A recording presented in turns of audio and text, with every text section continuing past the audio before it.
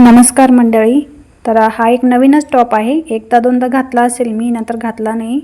तर असं नवीन टॉप आहे. याचं काही करू असं करत विचार करण्यात 1 तास जातो, स्टिचिंग करण्यात अर्धा तासच जातो, पण विचार करण्यात काय करू म्हणण्यातच बराच वेळ जातो.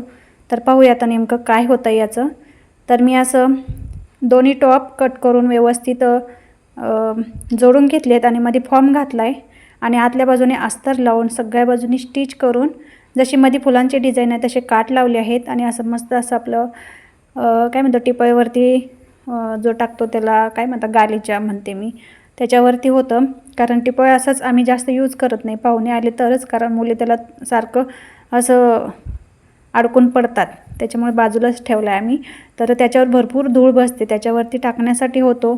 किंवा फॉर्म घातला आहे त्यामुळे ना पायपुसणी म्हणून वापर करता येतो. बाथरूमच्या समोर किंवा मेन डोअरच्या समोर पण ठेवता येतो किंवा लहान बाळासाठी दुपटं म्हणून पण वापरता येतं. कारण मधून फॉर्म आहे, जास्त कपड्यांची गरज लागत नाही. फॉर्म घातल्यामुळे एकदम मऊसूत होतं.